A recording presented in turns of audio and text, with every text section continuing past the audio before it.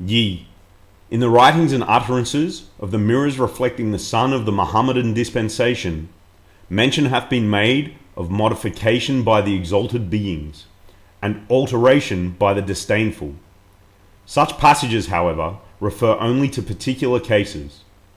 Among them is the story of Ibn Isuriya.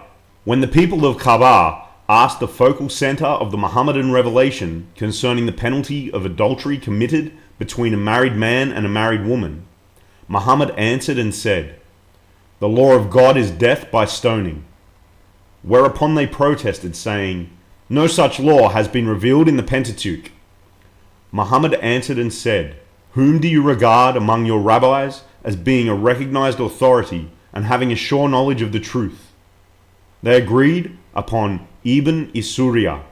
Thereupon Muhammad summoned him and said, "I adjure thee, by God who clove the sea for you, caused manna to descend upon you, and the cloud to overshadow you, who delivered you from Pharaoh and his people, and exalted you above all human beings, to tell us what Moses hath decreed concerning adultery between a married man and a married woman." He made reply, "O Muhammad, death by stoning is the law." Muhammad observed, "Why is it then that this law is annulled and hath ceased to operate among the Jews?" He answered and said, "When Nebuchadnezzar delivered Jerusalem to the flames and put the Jews to death, only a few survived.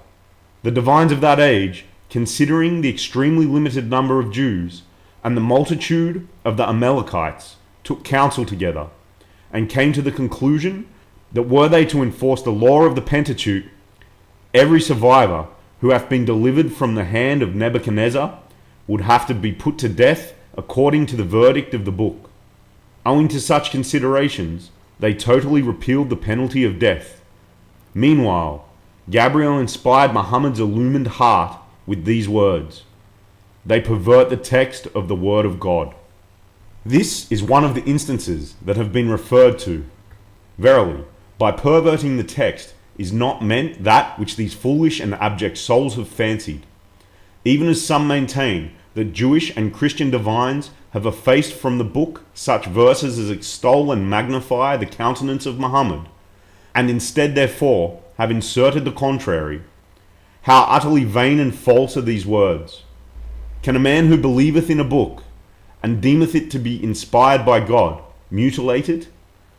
Moreover, the Pentateuch had been spread over the face of the earth, and was not confined to Mecca or Medina, so that they could privily corrupt and pervert its text. Nay rather, by corruption of the text is meant that in which all Muslim divines are engaged today. That is the interpretation of God's holy book in accordance with their idle imaginings and vain desires.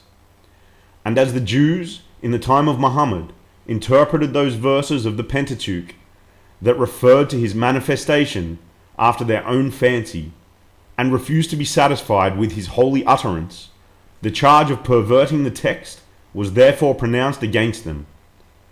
Likewise, it is clear how in this day the people of the Qur'án have perverted the text of God's holy book concerning the signs of the expected manifestation, and interpreted it according to their inclination and desires.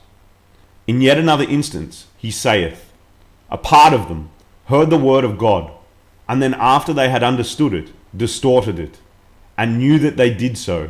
This verse too doth indicate that the meaning of the word of God hath been perverted, not that the actual words have been effaced. To the truth of this testify they that are sound of mind. Again, in another instance, he saith, "Woe unto those who with their own hands transcribe the book corruptly, and then say, 'This is from God,' that they may sell it for some mean price." This verse was revealed with reference to the divines and leaders of the Jewish faith. These divines, in order to please the rich, acquire worldly emoluments, and give vent to their envy and misbelief, wrote a number of treatises refuting the claims of Muhammad, supporting their arguments with such evidences as it would be improper to mention, and claimed that these arguments were derived from the text of the Pentateuch. The same may be witnessed today.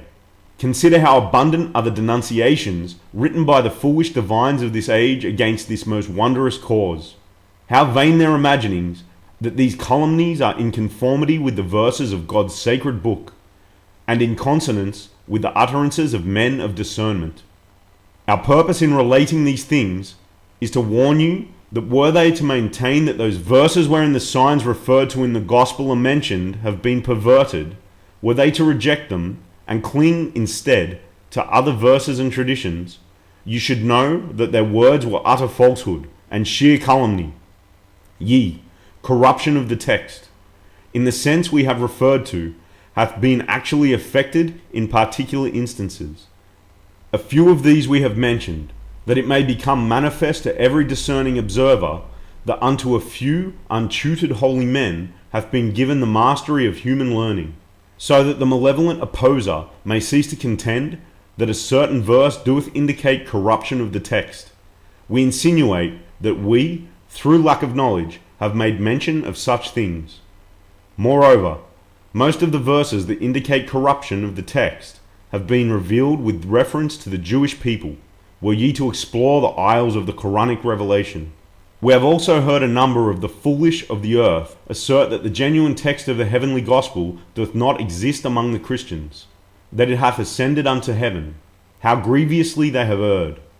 How oblivious of the fact that such a statement imputeth the gravest injustice and tyranny to a gracious and loving providence.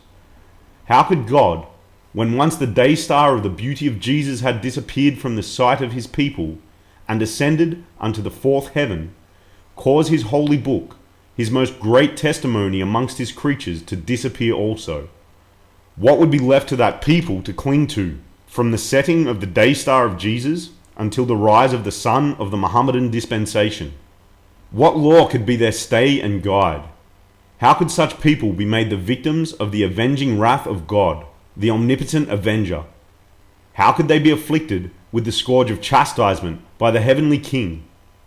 Above all, how could the flow of the grace of the All-Bountiful be stayed? How could the ocean of his tender mercies be stilled? We take refuge with God from that which his creatures have fancied about him.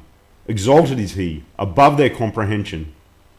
Dear friend, now when the light of God's everlasting morn is breaking, when the radiance of his holy words, God is the light of the heavens and of the earth, is shedding illumination upon all mankind, when the inviolability of his tabernacle is being proclaimed by his sacred utterance, God hath willed to perfect his light, and the hand of omnipotence, bearing his testimony, in his grasp he holdeth the kingdom of all things, is being outstretched unto all the people and kindreds of the earth.